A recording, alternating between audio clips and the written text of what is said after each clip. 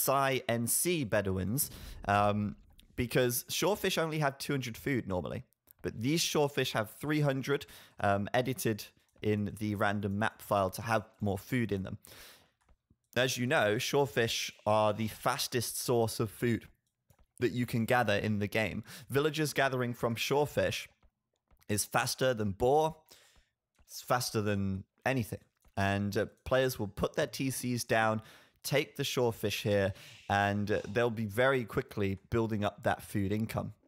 Obviously, it's a nomad start. They do decide where they put their town centers, and we'll see that most players here will be sort of putting their TCs between ponds, between wood lines, and that's going to be the case across the board, basically, with everybody. We're going around now, and you can just see they're shore fishing away, and you'd be crazy not to. Now, this map is very open. It's incredibly open. It's difficult to wall. It's difficult to get a team wall.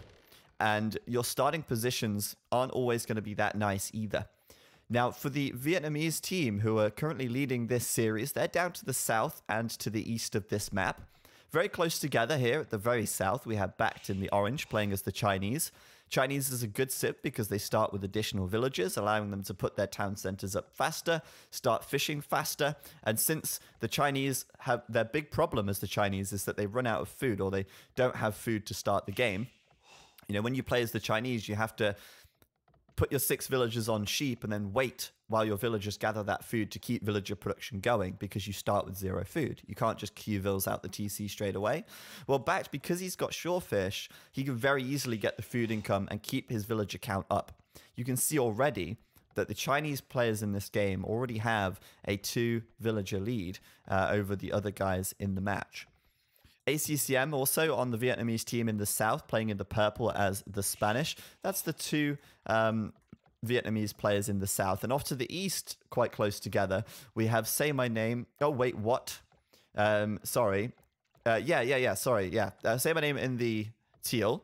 Having a little bit of a brain fart there. I thought for some reason Say My Name was on Argentina's team. I was like, hang on a minute. That's not right. But no, he is, of course, on the Vietnamese team. He's playing as the Persians.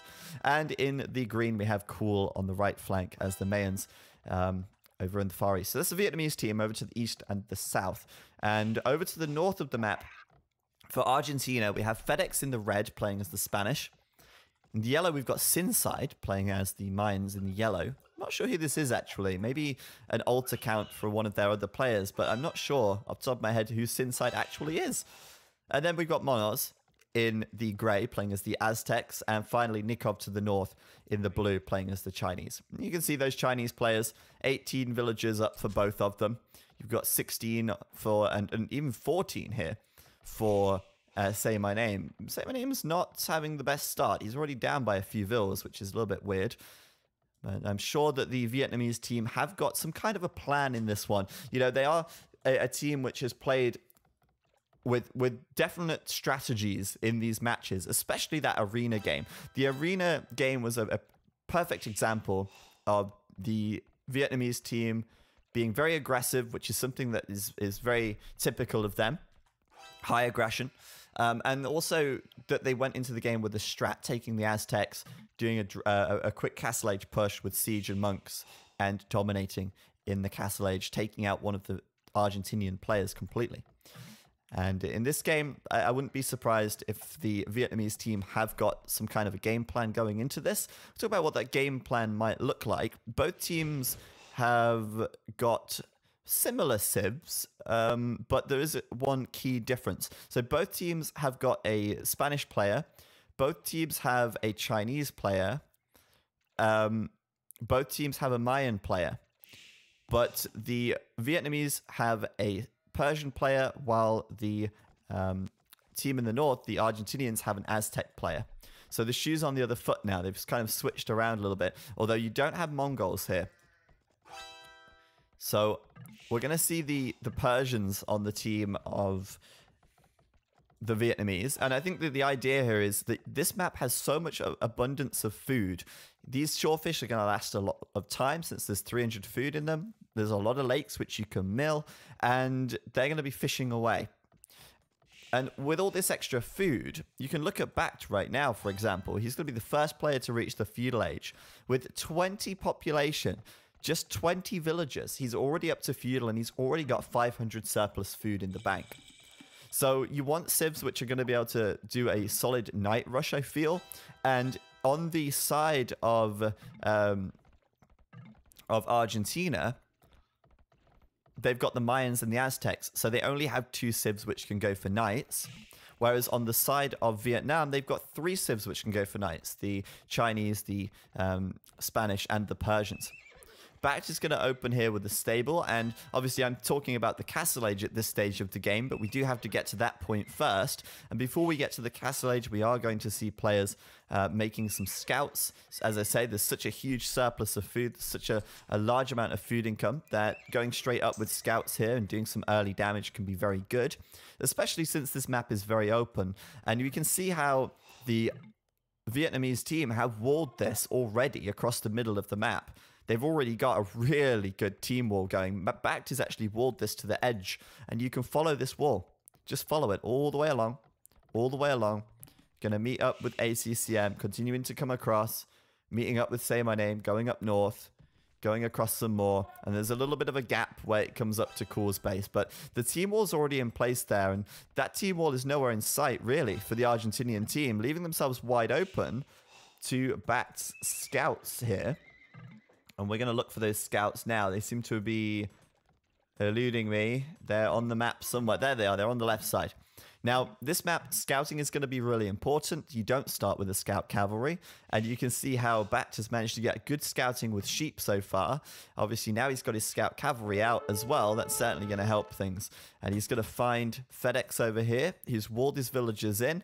And FedEx is looking to do some kind of a naked fast castle. No walls, just straight up to the castle age. And, well, I say no walls. Obviously, some walls to protect his villas, but no, like, team wall. That's what I mean. He's going up to the castle age in a moment. But beating him to the castle age is going to be Nikov, Monos, Cool, and Sinside. The yellow player here going up to castle as well. So, fast castle, obviously, very viable. As I said, there is so much food income. But in this case, Bact unable to find much damage with those scouts. That's going to slow his castle time down a little bit, as all of the other players in the game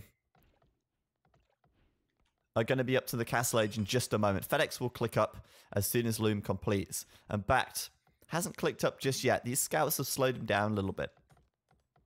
So there you go. Everybody else is clicked up apart from Bact, who's looking to do something with his scouts, but not finding anything in this case. Now, I'm still concerned for the team in the north. I'm still concerned because they do only have 2 knight civs. And that means that Vietnam here could be very quick to pressure.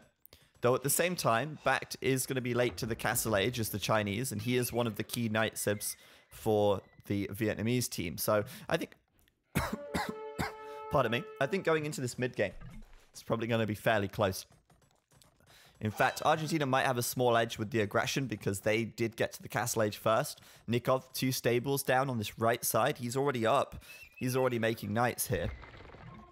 He's already coming in towards Cool's base. Cool throwing up a castle as the Mayans got to be quick because those knights, they're like a homing missile. They're coming in and they're locked onto Cool's base. Nikov knows where he is. He's got the scouting info, and those knights coming in very quickly. Will Cool be able to get his castle up? A quick wall on the left should do it. A quick wall on the right should be okay.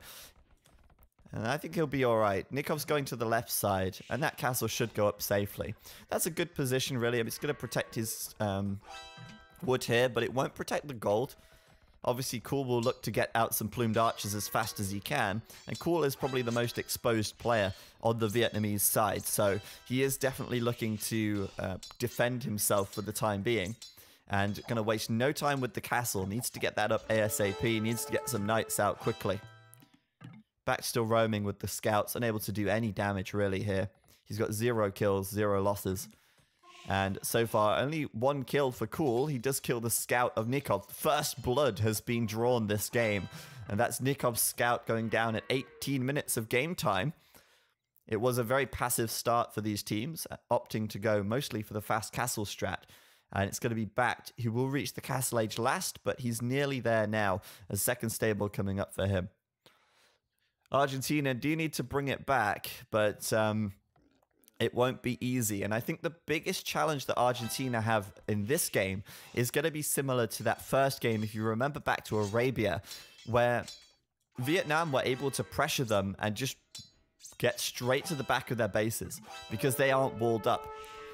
And it's going to be really painful for the Argentinian team if they can't protect their economies against raiding knights, raiding plumed archers as this game goes by. Now, we've got a castle up for FedEx, and both teams have a Spanish player.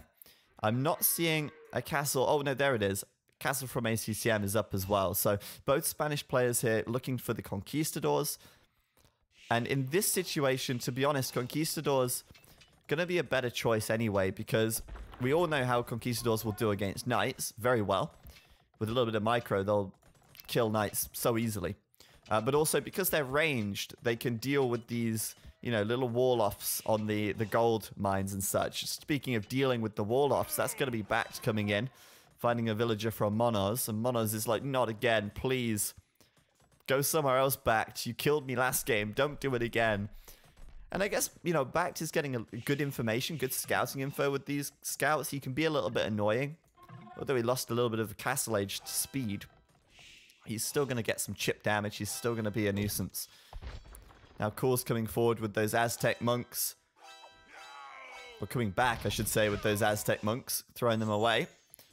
That wasn't cool, actually. My bad. No, that wasn't cool. Wait. Was it cool? No, he just killed that. Okay, sorry, I was confused a second there. Monos has a siege workshop down here. How does Monos have a mangonel down here? Did he convert that? He must have converted that. Monos is the Aztec player, so I guess Aztec monks coming down, converting a mangonel. Very nice. Nikov's here with the knights as well. And that's going to be forcing Cool back there. I was just trying to make sense of that fight while I was watching back's scouts on the other side of the map. Lots going on over on this right-hand side. And the Argentinians now looking to bust through that wall. Very nicely done. They're going to find a way in. The plumed archers able to tank a mangonel shot, but with knights on their ass, it's going to be tough. And that is indeed Monos coming in. I thought for a minute that it was Cool, because believe it or not, that's a grey monk. It looks green to me. I was thinking, hang on a minute, Cool's playing Mayans. He's not making Aztec monks, but you know what I mean. That looks like a green monk. We put team colors on, and we can see that the red team is going to be the Argentinians. The yellow team will be the Vietnamese here. And that's a lot of red units hanging around outside. Cool is throwing away a lot of plumed archers here. And obviously, having a mangonel conversion is very nice as well. Definitely helps the situation. But on the other side of the map, more raiding coming in here. Back's going to try and raid with his knights. And at the same time, you've got ACCM, raiding with his conquistadors. Finding a lot of villager kills. As I said, Conquistadors able to do a lot of damage from range. Able to just run in, blast a couple of villagers, and run away again. With 16 attack damage. Just four shots. Oh, even 3 shots and a villager will go down. 14. Yeah. So gonna get messy now. Gonna get very messy as both teams are pushing on opposite sides. Say my name was going for a pretty ballsy TC on the front. Oh no! He deletes the TC and he opens a hole into his base. Nikov exploiting that, going straight through, killing a villager. Now backing up, Mono's going to convert yet another mangonel. Thank you very much, he says. I will take that. Thank you for the generous donation. And the pressure from the Vietnamese team is not looking nearly as high as the pressure from the Argentinian team here. Obviously, ACCM is still running around the back, killing villagers. He's going to fight maybe a couple more, but he's not going to turn to fight FedEx here. Even though ACCM has the defense upgrade. Neither of these guys having bloodlines just yet. Killing more vills, because why not? And Nikov on the right side with Monos. chasing down those plumed archers. Cool. 13 kills, though. I don't know how he's killed so much, but 15 losses. ACCM, though, 15 kills and just 1 death. So these conquistadors, 15 kills. Only 1 loss so far, and that was the single conquistador dying over here. Above average agent. Oh my god, I read it wrong again. Am I dyslexic? Above average ant. Thank you very much for the sub. Much appreciated. Welcome to the Church of Wallow, man.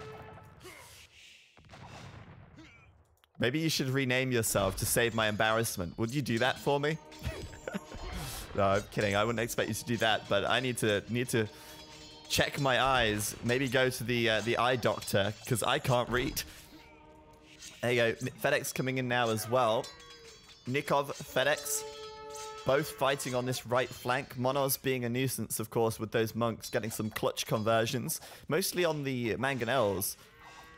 But Bact is going to come through with some Chinese camels and push Nikov away. Wait, was that FedEx? Was that Bact? No, it was Bact. Saw a FedEx unit in there as well. Bact coming out to help Cool over on this right-hand side. Cool going to get his 2nd castle up. Now he's talking. Now he's cooking on gas. 2 castles, double your plumed archer production. Always remember, plumed archers are cheap and easy to mass. Do you guys remember that line from anywhere? I remember that line. Back when I made the ZeroEmpires taunt pack. Because I would never stop talking about how good plumed archers were. ACCM, 6 deaths now. 19 kills. Still looking for more damage with his conks. And of course, he's going to find one. This villager, she doesn't stand a chance. Unfortunately, she is not Neo. She will not be dodging a hail of bullets. And neither will this one. Sinside losing 3 vills very, very quickly. And no defense here from him at all. Where is his army? Where is he? I don't see him. He's going up to the Imperial Age. That would be why. A couple of conversions coming in for Sinside, though. Gonna make things a little bit annoying for ACCM, but ACCM still got the numbers. He's still gonna get the kills. He's still gonna kill more vills. Sinside actually didn't make any military up until this point. Instead, he's just been booming. He wants to go to the Imperial Age, and he wants to get some eagles out. The plan for Sinside here will be to raid with eagle warriors, but man, he's 2 steps behind. Say my name, already Imperial. He already has Cavalier on the way. And this is already feeling like a Vietnamese game right here. This is already feeling like it's just gonna be a sweep, a clean sweep for the Vietnamese team. Honestly, the focus of the fight is now shifting back towards the Argentinian side. Nikov's also up as well, doing Cavalier now. But look how quick Cool is as well. Cool's on the way up to Imp now too. He's going to be there in a minute. Plumed Archers coming through now. And this is where Monos is going to start falling off. Monos, this game, killed 14 units. He's lost 42. Once again, Monos struggling. He's at 53 villagers after being raided. After trying to make monks and losing a lot out here on the right side. Monos is behind by 30 vills, 40 vills even, on average, over the Vietnamese team. And if he can't get back into this game, well, he's not going to be much use to his teammates. I mean, we already discussed last game how the Aztecs kind of fall off in the late game. How the Aztecs can't really offer as much to the battle. And for the side of Vietnam, you're going to have 2 Paladin civs, 1 civ going Plumed Archers, 1 civ going for Chuko Nu, and Bombard Towers as well. So it's going to be a tall order here. Once again, for the Argentinian team to do it. They're holding off on the right side. They're falling back. These conquistadors from ACCM still raiding. ACCM has 48 kills right now on these conquistadors. He's done so much damage with so little. He's now got himself to the Imperial Age. And that's it. the game is over, just like that. FedEx calling GG, Nikov calling GG, and ACCM, the MVP of that game, in my opinion, with just two groups of conquistadors shutting down the economies of Argentina A. And now, of course, you've got Cool, you've got Say My Name, and you've got ACCM all in the Imperial Age, while FedEx and Monos haven't even clicked up. And right there, the game is done. It is indeed a little bit of a disaster. The fastest speedboat, the Argentina team, falling flat on their faces here. But Vietnam going to be very happy with that win. They weren't happy with their performance earlier in the tournament. And now Vietnam are going to sweep it 3-0. And they're going to be feeling very, very pleased with that result. Well played to Vietnam. They will go forwards into the lower bracket, or well, continue forward in the lower bracket.